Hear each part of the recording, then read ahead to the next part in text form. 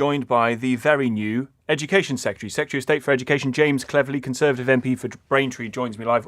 Welcome to the programme, Mr. Cleverly. Congratulations on your appointment. Can you just reassure us that you're going to last a little longer than your predecessor, I think, made it through about 48 hours?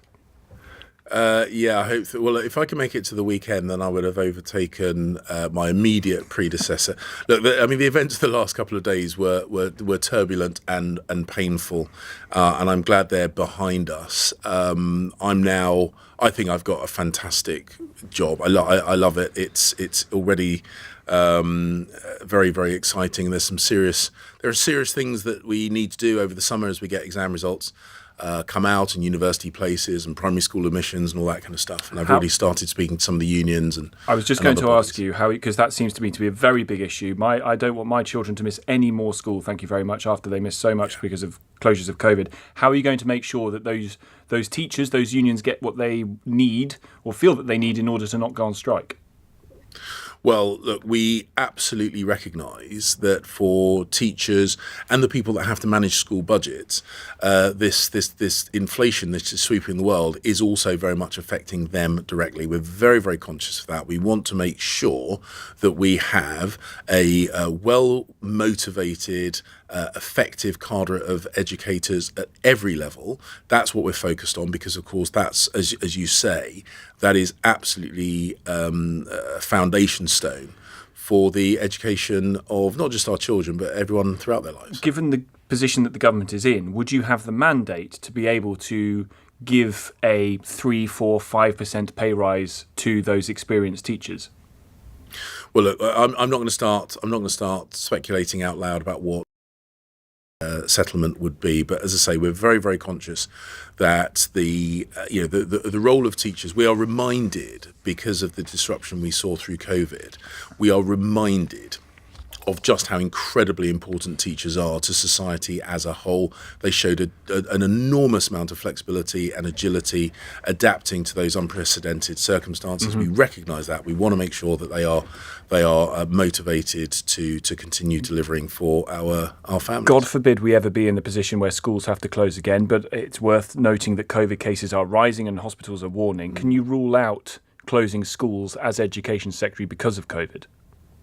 Well, look, we've learnt a huge amount of lessons from for the last couple of years. We've seen how incredibly damaging it was closing schools. Sadly, the impact has been most acute on the people in society who would least want. Mm-hmm. That is, people. So we're not going to do this again because Nadeem Zahawi said he wouldn't as Education Secretary. Can you guarantee that too? Well, as I say, I very much echo what he said. I think that is something that we absolutely wouldn't want to do. I think what we've learned about the disease is that it's something that can be avoided, and I think it's absolutely right we seek to avoid to do that. How many elected officials do you have in your department currently? Well, at the moment, there's myself. Will Quince was appointed last night. I know that the Prime Minister will be making further appointments in the forthcoming days. How many? Because you've got two, as you say, you and Will Quince. I think you previously have had 4. How is the department able to function with only half the elected officials present? Well, as I say, the Prime Minister will be making further appointments. We've had a unique period of disruption. That is now behind us. The Prime Minister has formed a cabinet. He will then go on to fill with only half your officials there, elected representatives there, it's not over, is it? You don't have people in the roles, unless you don't need the roles. Do you need a higher education minister in your department? Tom, as I say, the Prime Minister will be making further appointments today. When there is a reshuffle, whether it is a reshuffle initiated by the Prime Minister or by others, as this one is, there is always a period where people are appointed, and there are always short-term gaps. We recognise how important the education sector is. We've just discussed the importance of that, and I know the Prime Minister will be making further appointments at ministerial level in the forthcoming days. You mentioned Will Quince. He resigned from the position he's now been reappointed to because he couldn't trust Downing Street. He's obviously now back in the department. What changed? Well, the Prime Minister announced he was standing down. That changes everything. And it is absolutely right now. So Downing Street is now more trustworthy. The Prime Minister is inherently more trustworthy now because he said he's going to resign. The Prime Minister is standing down. The process to find his replacement is already been initiated. The details of that will be announced early next week by the 1922 committee, I have no doubt. And in the meantime, and this is the point that Will made when he accepted his role back at the Department for Education, is that it is a incredibly important role. It's an incredibly important department that he was committed to working on behalf of children and families across the country. With respect, that is absolutely right. It was important yesterday. It was important a week ago. It is important.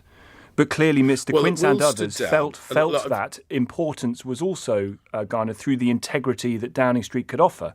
And the Prime Minister remains in post. That hasn't changed.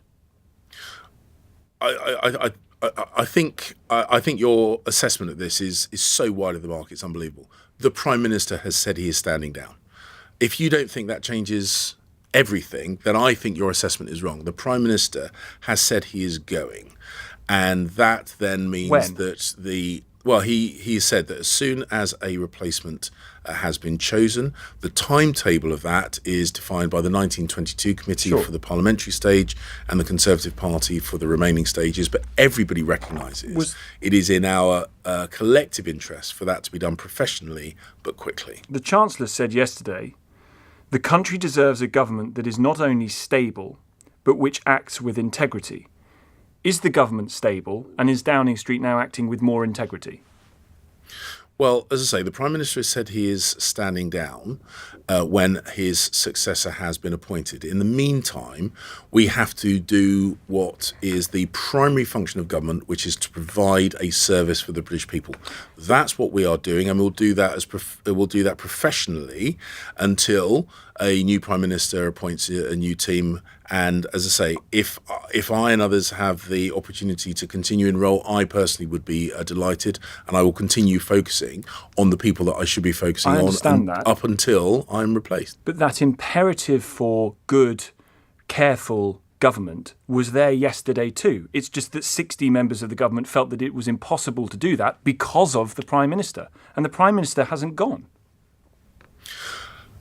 But the Prime Minister has said he is going to stand down. Those people who resigned from government said that they felt the government needed new leadership. That is going to happen. Now that they know that is going to happen, I think that Why can't that new leadership happen more quickly?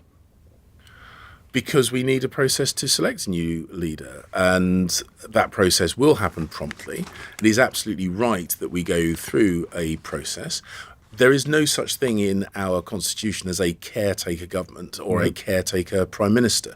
So the Prime Minister has said he will stand down when a replacement is found, and that will happen. So the Prime Minister that people said couldn't be trusted, that didn't act with integrity, that 60 ministers resigned from government because of, is still very much the Prime Minister up until someone else comes in. Your colleague Andrea Leadsom says it is, in my opinion, that Boris Johnson would be better to go now and salvage what is a good track record in some really key major events. Lots of your colleagues believe that the Prime Minister should stand down as Prime Minister today in order for a functioning government to take place.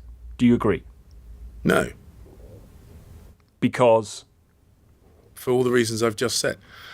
The Prime Minister has said he is standing down. We have a process to replace him. That process will be prompt but professional, and when a replacement has been found, the Prime Minister will hand over. He has made it clear that he is not going to make any decisions that would tie the hands of his successor, but he has also made it clear that we have to continue providing professional government for the people of this country. Whether it were him or someone else, if someone else were to step in, all they would then do is do what he is currently doing, which is but they would be a different not making person. decisions. And the whole reason why we are in this position, why you find yourself in your job, arguably, is because of the reaction to the person that is running the country. If you put in a person... he's going. He said he's going. But it's not quick enough for some of your colleagues. Look, it won't be quick enough for some of my colleagues. It won't be quick enough for some people. I get that. I respect that is their view. I disagree. Thank you very, very much indeed for your time. James Cleverly, your Secretary of State for Education, Conservative MP for Braintree.